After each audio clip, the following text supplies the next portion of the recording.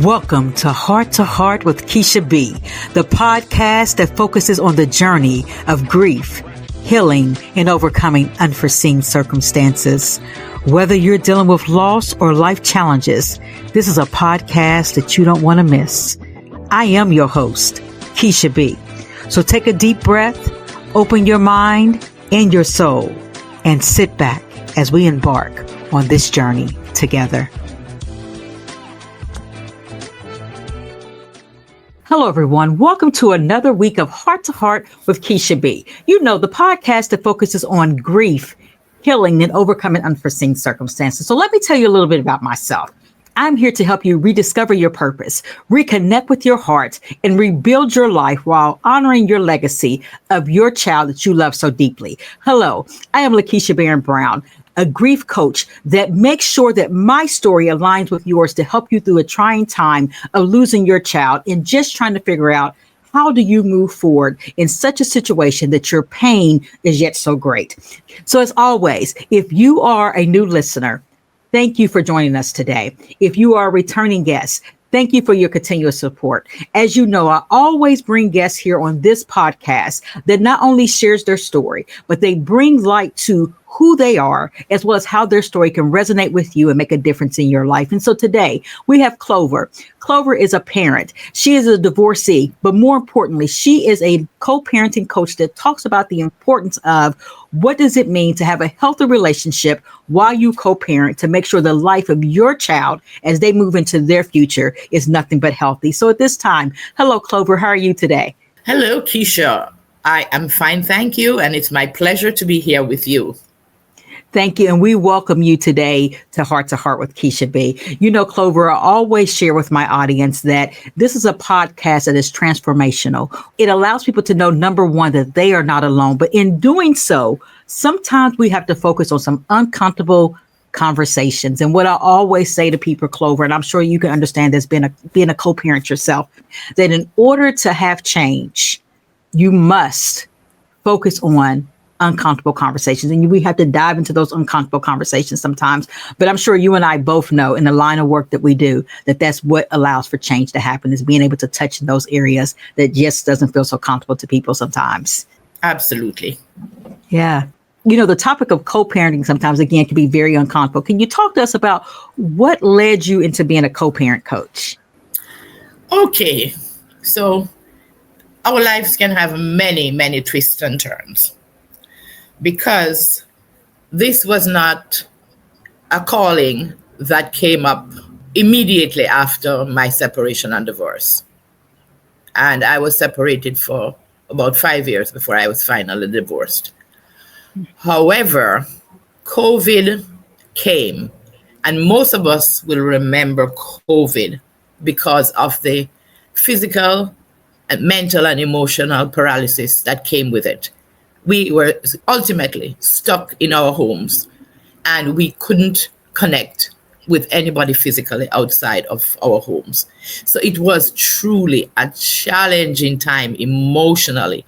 And I know from my part, I wondered, I'd never been on a cruise, but it was as if you're on a cruise and the ship is rocking and you're not sure when it's going to end, because COVID was so different. We had never seen something like this.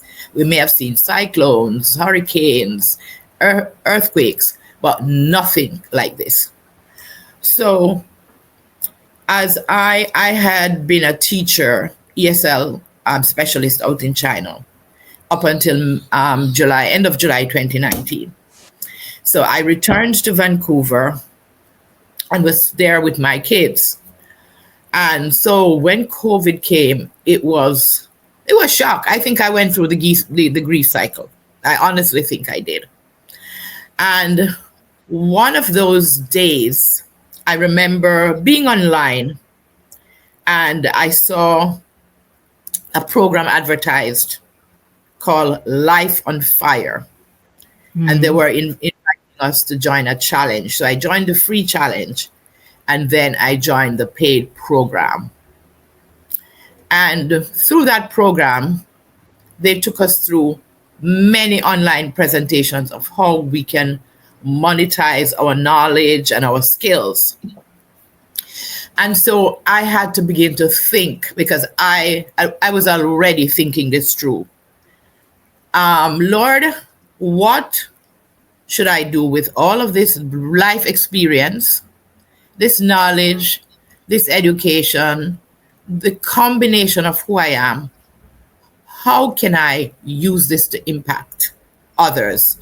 And there was a little voice that said, what didn't you get enough of that you would have liked?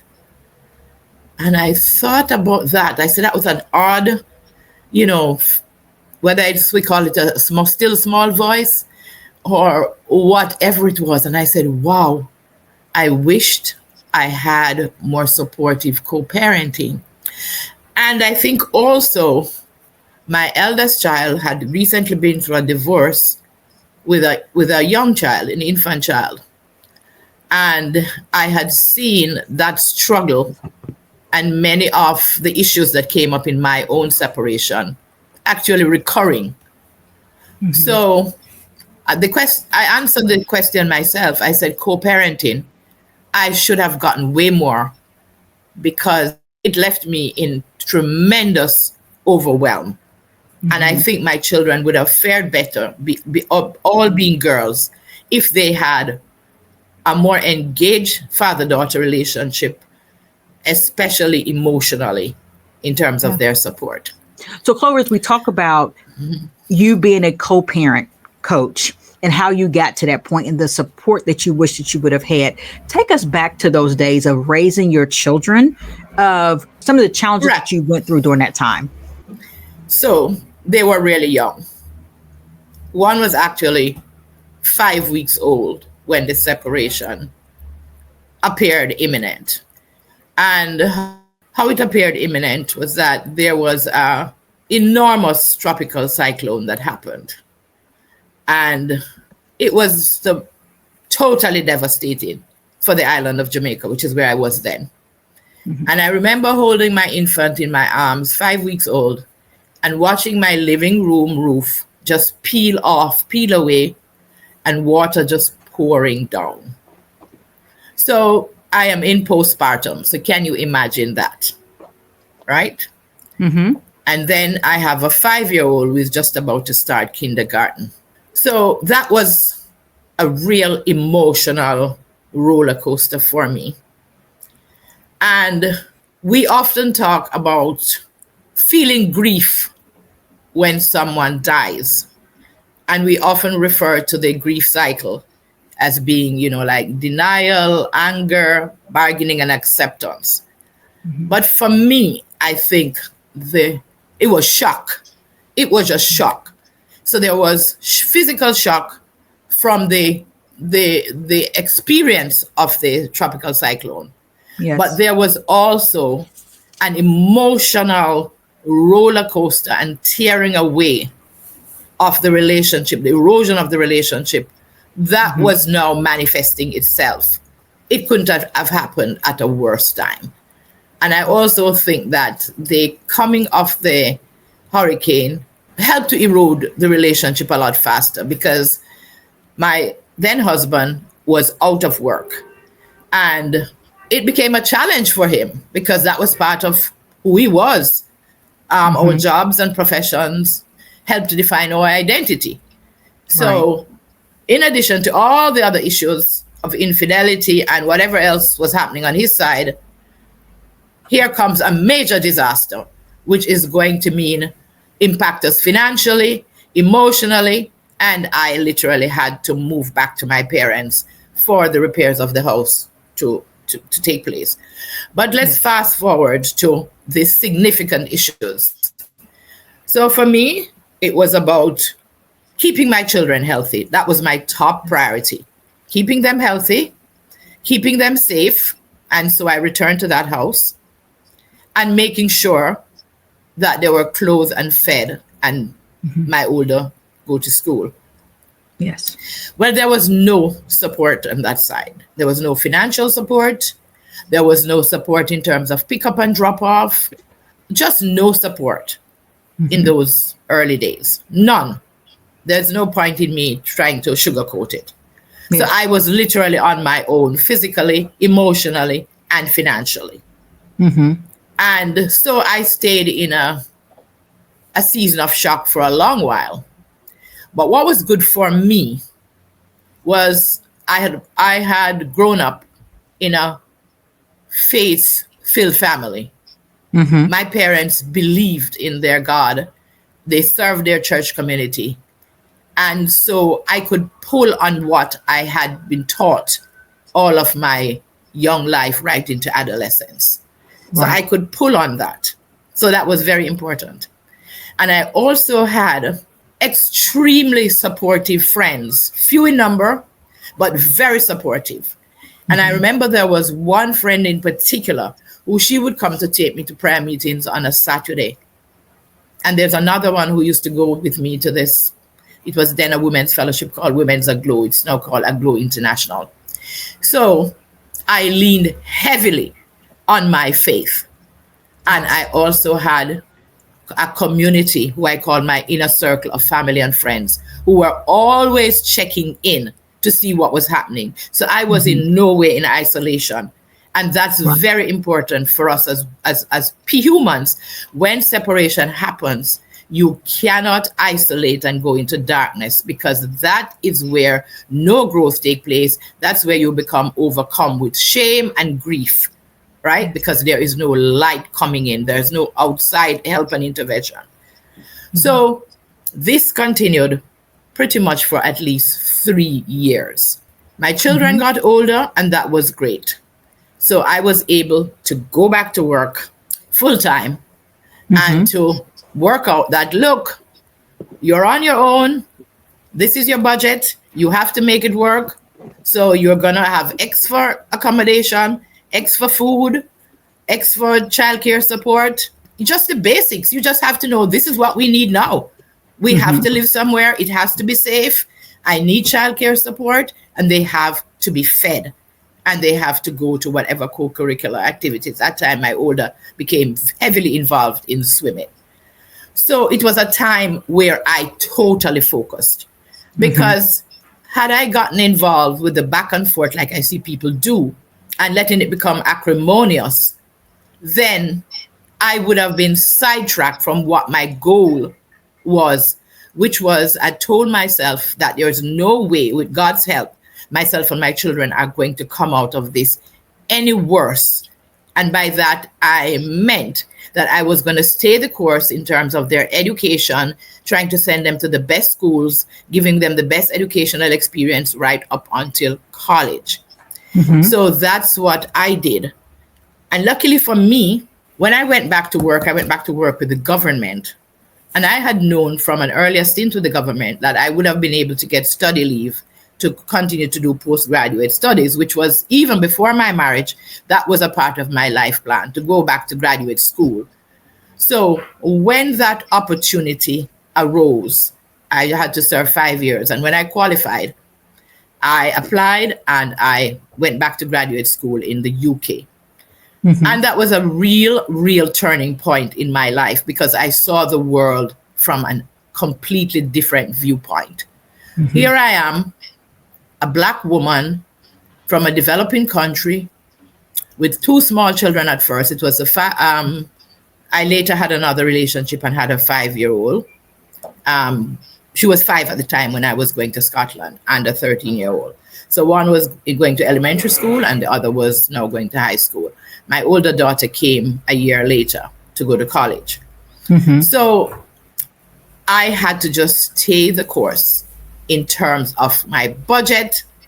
It didn't mean that I didn't have emotional issues that I was reeling from and working along them through, but you have to keep your eye on the prize. And the prize is your willingness to put your children first as a co-parent, to put your children first, and whatever it is you are feeling, yes, you're working that through privately with the help of whether it's a therapist or whether it's a coach or whether it's just using your faith and your faith community, because many of us have relatives, older relatives who had walked this journey, and they could talk you through, they could become your cheerleader, they could help you. So that was essentially my case in a nutshell. As you were talking, I often tell my listeners this.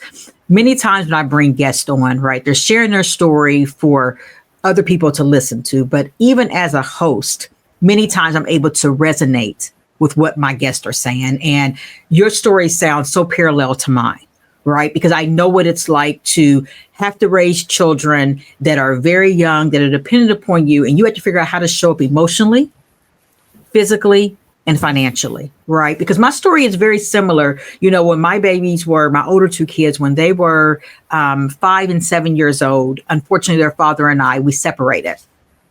And I often tell people that, no one's ever really prepared for that day, give or take. Even if you see all the signs and all those things, you're not prepared. But because nurturing was something that was easy for me, I had to figure out, how do I go from having all kind of money to $0 in the bank? And how do I continuously show up for these children who all they know is my mother has always provided for me? And we have to stay strong. We have to put on this strong face. We have to put on this armor. We have to seem like a superhero, because we don't want, as you stated, we don't want to impose what we're going through on our babies, because they're looking up to us every day to be there for them, even when we're struggling on the inside to do so. Absolutely. And as the children grow older, they recognize when you're hurting. So if you're lying under that sheet and you're not wanting to get up to do breakfast, they know something is wrong. If you're always sulking or crying, or you're always battering the other parent, they know something is wrong. So there's something that I always say to clients and advice to women generally going through this. Remember, you are no longer lovers. You are showing up as caregivers. And what you want your co-parent to do is to show up as a caregiver. So you focus on just exactly what concerns your children. Because if you don't focus on exactly what concerns your children, you are going to end up in finger pointing that can escalate into high levels of dysfunction, including physical violence and death, because that is happening in the co-parenting space as we speak. In fact, there are times, especially when the separation is recent, that there are some people who are not even able to face each other. So they have to get a neutral party. Sometimes it's a mom, sometimes it's a mother-in-law, an aunt, an uncle, to do the handovers of children for shared co-parenting time, because the emotions are running way too high. And it's going to be a brawl. And that is something that you do not want, because it is going to escalate. And when you have to go to court and all of that comes up, it is going to go against you. With more than 1 in 3 marriages falling apart, not to mention other long-term relationships, we have to recognize that we are no longer lovers, we are caregivers, and shared co-parenting is the best option for our children, because the children, they are a product of 2 people. And for the children, they see each parent, literally some kids see each of us as idols, especially when they are young. So children,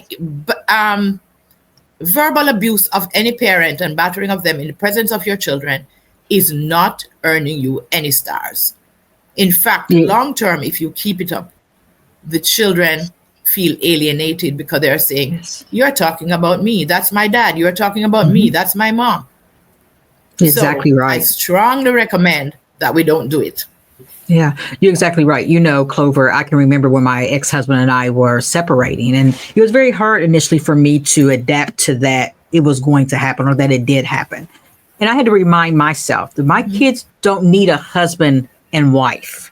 They need a mother and father. So it doesn't matter what our issues may have been. It's showing up for our children, because, as you say, what they see from us is what they're going to emulate in their childhood, what they're going to also emulate in their adulthood, and then also when they become parents, right? And so I look at my daughter, who's now 27, and we'll talk quite often. She's very close to her father, and I'm very thankful for that.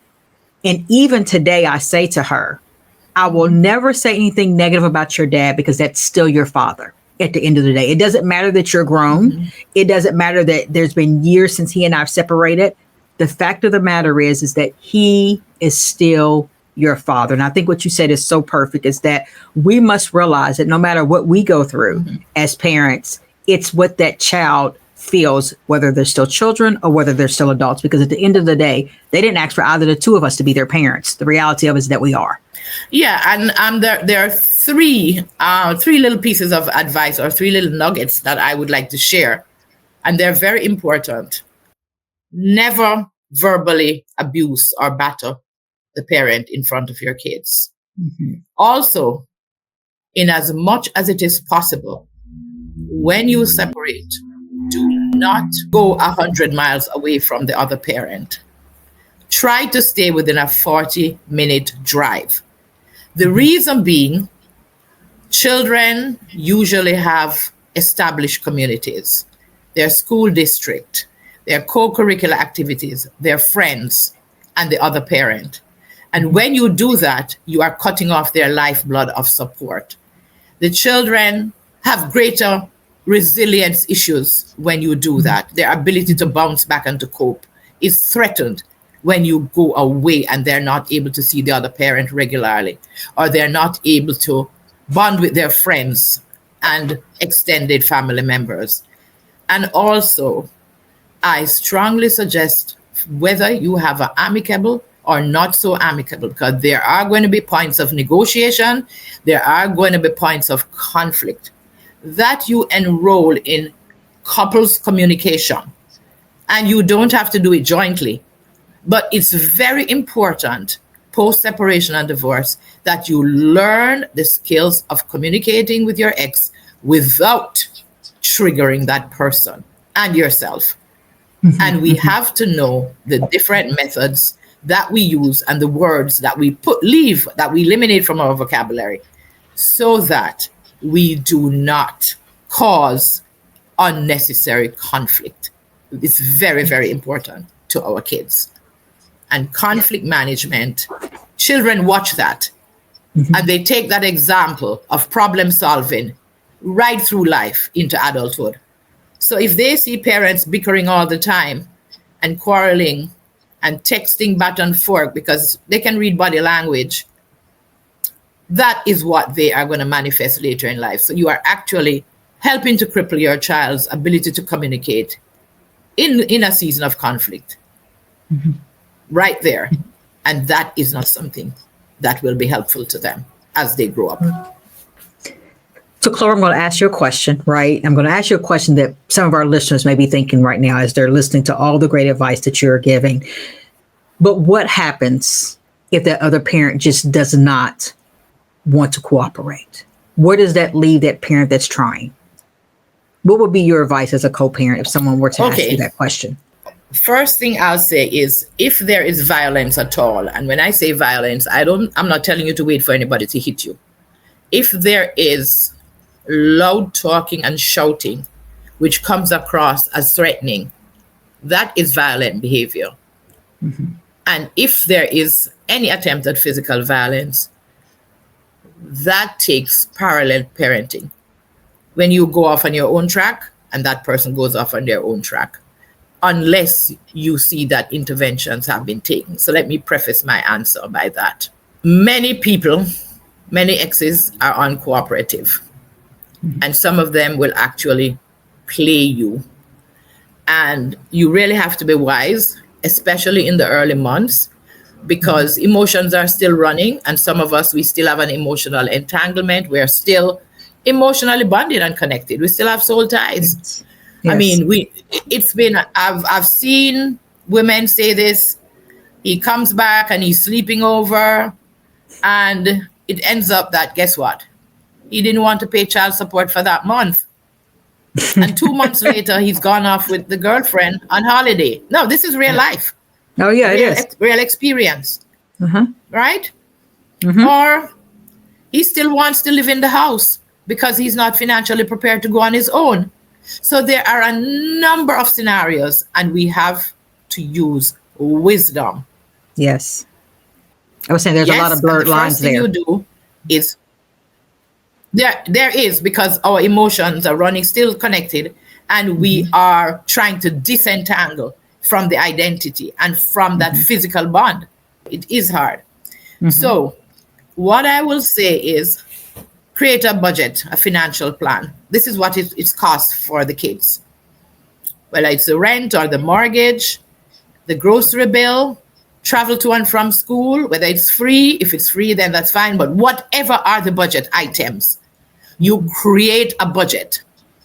No matter how much you love that man and would love to have him back, you need to have money to take care of your children.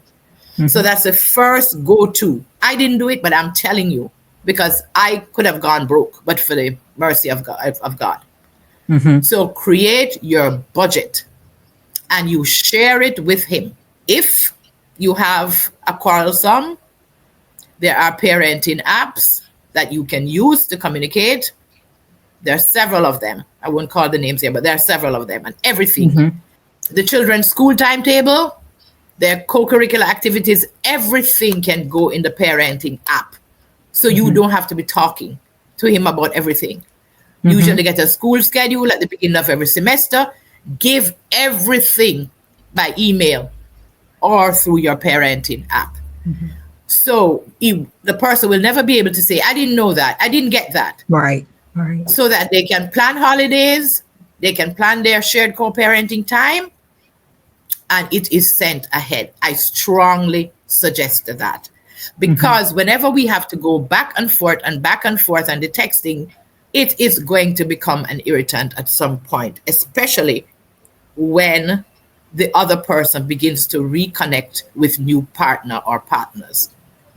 So it is critical that this is something that we do to regulate our emotions and to minimize the verbal communication that has every possibility of escalating. Right. So that would be in a nutshell, my advice. Yeah, very good advice. And I think, you brought up something at the end of that too, recognizing that at some point, one or both individuals will possibly get into another relationship. And so what does that look like in regards to co-parenting? Sometimes as women, right, we have a difficult time accepting the fact that our partner had children prior to us and may have to communicate with that mother, and vice versa. Sometimes that happens with men as well. What would be your advice in regards to how do you establish some type of boundary and understanding with the new partner of what your roles have to be as a parent? Okay, my advice about that is very simple. You should not be communicating with your ex's new partner about your children. Every communication should be through the co-parent. You have no idea of the new partner's motives. You do not know the person very well. And so for you to get into that situation, it can have a huge backlash. That person could also literally be a hater of you because they could have been the cause of the breakup. I had a client who that was her situation, and she was going to do further studies. So she asked her ex if that child could come and live with him for this period of time, and she would have him for holidays and some weekends. And the communication was very strained, very, very strained. And what she wanted to do, she wanted the child to basically call her every night before bedtime and just say, good night, mom. 5 or 10 minutes about his day. Right. But if dad wasn't available for that and they took away the child's phone, it would mean that the stepmom has to do it. And the stepmom was the person who broke up the relationship. So is she going to facilitate that? So I think it's highly impractical for most of us to rely on our ex's new partners. And I certainly wouldn't do it. What I would advise is that you model civility in your communication to that person. But I would also minimize it.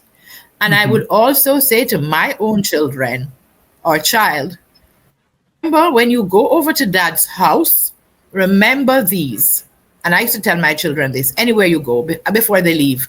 Remember to greet people politely. Remember your please and remember your thank yous. all those basic courtesies that children in the excitement of whatever their interactions and interrelationships may forget. So I would focus more on schooling my children about being polite to the adults that they encounter, and don't be cowed by anybody. But if you need to ask a question, be very polite and say, excuse me, Auntie so-and-so, or Marcia, or John, or whoever it is, can you explain this for me? Right? But that would be my focus. But in terms of overall communication, accountability for your child is the co-parent. It has nothing to do with the ex's new partner. That is ground that you should not be treading on, because it can be a volatile experience unless this is somebody you knew before and knew for a long time, and they were not a part of breaking up your relationship. Yes.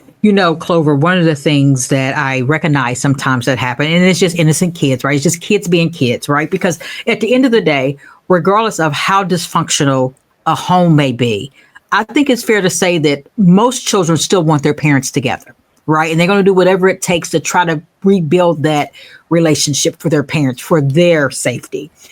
But we also know with that, because kids are kids, that they find a way to leave mom's house, go to dad's house and say bad things about mom, right? Leave dad's house, go back to mom's house. And what we call that is manipulation, right? I think it's just as important in this segment to talk to parents about being able to balance and recognize that kids may try to play one parent against another parent. What would be your advice in that regards to parents when these things are happening? Okay, so I think children who do the manipulation, they are modeling something they have seen.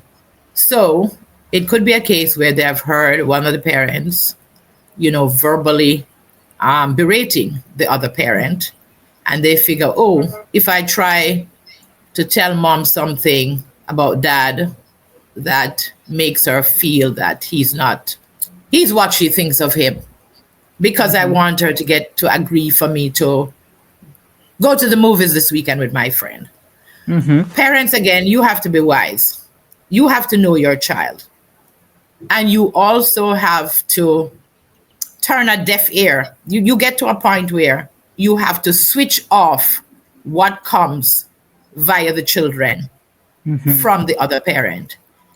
As I was thinking about this podcast, I remember my eldest daughter. I was dating somebody at the time, and she came home one day and to tell me that dad says that he's just a lover boy. I didn't even respond. I just pretended that I didn't hear it. Right. Because what was I to respond with a child of maybe 12, 13? No. Because once you open up a conversation like that, it is going to be an adult conversation. And she was not an adult. So I am not going there. So what I would say, hold your emotions inside. Cut off that particular, what you perceive as manipulation in that conversation. Cut it off with the kid. But you make a mental note of it if you like. And if it's sufficiently important, somewhere down the road, when you have a chance and when your relationship with your co-parent is at a level, you could bring it up in a neutral way. Don't call the child's name. But only if it is something that concerns the children. If it's something about your personal life, your new partner, or anything else, no. Absolutely not. Right. Because once children recognize that you are listening to them and acting upon them, many of them will feed you. Not all, but many of them will feed you. So use wisdom. Be wise. Yeah. Very good advice that you are sharing with our audience, because again, the percentage is high in regards to single parent homes and co-parenting opportunities. And so again, I know that this information will resonate definitely with many of our listeners today. And as we are getting closer to the end of this podcast, one of the things I want to ask you is, what have you found to be a common misconception that people have in regards to co-parenting? I think the biggest misconception are the gender stereotypes that we have we're allowed to rule our lives, right? Mm-hmm. That dad is a provider and mom is a nurturer. Mm. Those are some of them. And I must say, whatever a woman can do in the parenting relationship, a man can do it. Nurture Yes. is taught. Nurture is taught. It's learned. Mm-hmm. And everyone can learn it. Yes. And this is something that I am particularly big on because I have my ex and another long-term relationship. Neither of them ever changed a diaper, ever changed a bit of clothing, nothing like that. In Mm-hmm. fact, I remember the father of my last child was so ridiculous. When he didn't want to carry her to school because he had an older car, he would say, "This woman must carry children to school, man. Woman must carry children to school." And I just looked at him because I knew that it was because he didn't have a new vehicle. And that was it obviously bruised his ego. But also there are some of us women, and I've learned this also from one of my many interactions, that she says when she drops her kids off, she goes into the ex's house because it's untidy and she doesn't think her child can operate in that untidy space, and she goes and she tidies up things. Now, to me, that is Wow. overstepping It's a little bit physical and much. emotional boundaries. It Yes. is not a safe practice. You're encroaching on somebody else's space and you have no authority to do that. And it's Agree with you. dangerous. It is dangerous. Yes. And many of us women also, maybe not even the co-parents, but in the wider community, we will see a man with his young kid in the park, maybe in a stroller, but kids under, say, 7 years old. Mm-hmm. And you will hear people whisper, perv, strange comments. I've seen it and I've heard it. Right. And I'm saying, but this is a space for everyone. Where else is this guy to take his kids? But because us moms are used to us moms being in this so-called mom space, Right. when a man Right. turns up with young kids, we raise our eyebrows and think he's unusual. No, he is doing a normal parenting function. Right. Good advice. Good Dad advice. takes a girl. Yes, dad takes a girl, his daughter, to the doctor. And the doctor says to him, a male doctor, "Does her mom know that you're here with her?" For God's sake, he is the child's father. He's carrying out a parenting role. So we need to shed many of the traditional gender stereotypes and allow the dads to do whatever it is that the care of that child requires. Even because we're breaking up when the kids are a month old. Yes, he has to learn to make a bottle and he has to feed that Right. baby. He has to learn to burp her, burp him, put the baby to sleep. So everything that we do, he has to learn because he agreed to the breakup. And I'll also say to all of us moms, and this is something that was quite surprising to me as I've been on this journey, that even when we initiate the breakup or the person who initiate the breakup, they tell you at the point of parting and even after, they're still in pain. So we need to recognize that this is a space of real hurt and trauma. Breakup is a trauma Yes, it is. and hurt. And it is no less traumatic than death. Mm-hmm. None. Here's the problem. With death, we get closure. Yes. But we are mourning and we are co-parenting with a living human being who is going to be in our lives for a long time. Mm-hmm. He is going to be at the sporting games. We are going to meet him at the school events. We're going to meet at every graduation. Mm-hmm. Then we're going to meet at the engagement parties. Then we're going to meet at the christenings of the babies. Mm-hmm. And then we're going to meet at the weddings. So even though we want to detach ourselves short term, we need to nurture ourselves through this grief cycle and process, just as we would mourn the death of somebody, because we are mourning the loss of a relationship with which we had strong emotional ties, soul ties, and enormous emotional bonds. And out of it came wonderful children. And we want to see the children becoming the best version of themselves. And we want to show up as the best version of ourselves. So that is going to take us really focusing and hitting hard into the hurt and the pain that we are going through. Our spirits are going through a period of crushing, and we have to recover from that. Yes. So we have to look at it as a significant event that needs our focus on our healing, so that we can show up in a way that we can co-parent with civility and without acrimony. Then that is whether you are the father or the mother. You do not want your anger and pain dripping onto your children, because it is infectious and it will demoralize them and cripple their own ability to build positive, mutually beneficial relationships. Yes. Clover, as you were speaking, several things came to mind. I remember when I was raising my children, and I recognize this, and so I will always share this with other people. Every parent has a role in the development of their child, right? A father plays a very significant role in regards to his relationship with his daughter, because it teaches her what she should expect and how she should be treated, right? Same with a son. A son needs his father because it teaches him how to be a man. Now, women, I haven't forgotten about you. Mothers, I have not forgotten about you. Moms, our daughters need us because we teach them how to be young ladies and what to expect and how to be treated with respect.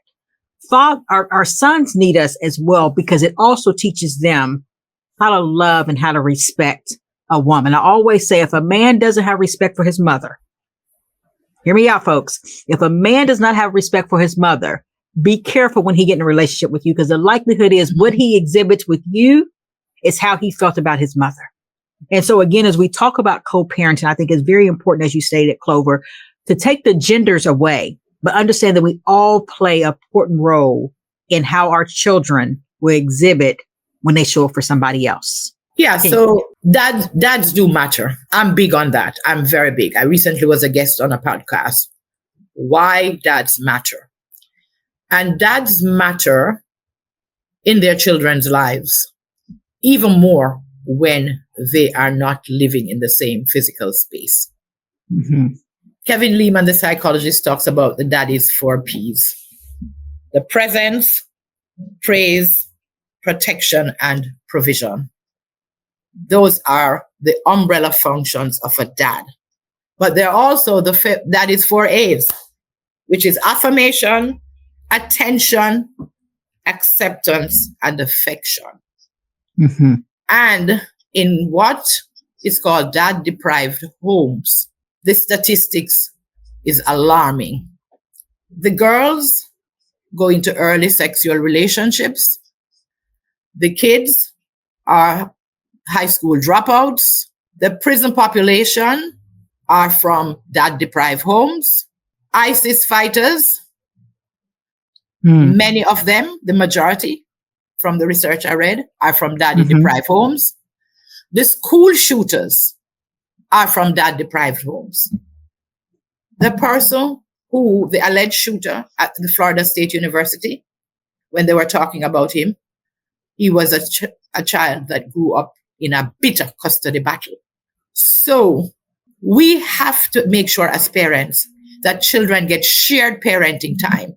And the reason why they need the shared parenting time is because they need that time for connection and bonding, to get that affirmation and the mark of their identity from their dad, so that they know that their dads matter to them and that they matter to their dads.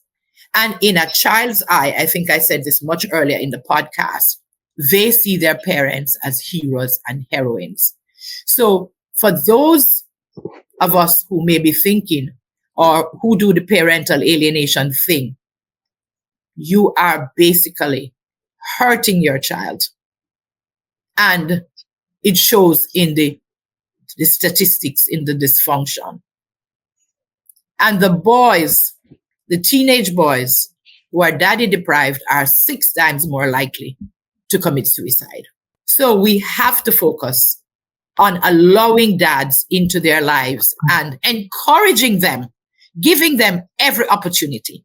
And I know, for instance, in my own early days of breakup, as I said, my children, one was 5 weeks, one was 5 weeks, and the other was 5 years old. And because he went through a season of shouting, I remember family and relatives would say to me, "You're still letting him in?" I said, "Yes." I grew up in an intact family, and my relationship with my dad was an excellent relationship. He loved me and I loved him. He never told me, "I love you any day," but I knew it. And so that was something I purposed from day one, that he would always have access, and I was never going to be labeled a parent who denied him any opportunity to see or be with his children. Very important. And I'm going to say that is a heart-to-heart message today. As we are at the conclusion of our episode today, where would one be able to find you? Okay, so I am on Instagram as Clover the Co-Parenting Coach. And my email is johnston.clover@gmail.com. That's johnston.clover@gmail.com. So as always, audience, thank you for your attention. Thank you for your support today with Heart to Heart with Keisha B. I am here to help you rediscover your purpose, reconnect with your heart, and rebuild your life while you honor the legacy of the child in which you love so deeply. I hope that you will continue to support Heart to Heart with Keisha B on Facebook, YouTube, iHeartRadio, Pandora, Spotify, and Amazon. Have a great day. Thank you for tuning into Heart to Heart with Keisha B. Remember, grief may shape our journey, but it doesn't define who we are. Healing is not a straight path, but with every step forward, you're creating space for hope, strength, and new beginnings. If today's episode brought you comfort or clarity, share it with someone who might need it too. Let's continue building this community of compassion and resilience together. Until next time, take care of your heart, your mind, and your soul. Honor your journey and always know that brighter days are ahead. I am Keisha B, and this has been Heart to Heart.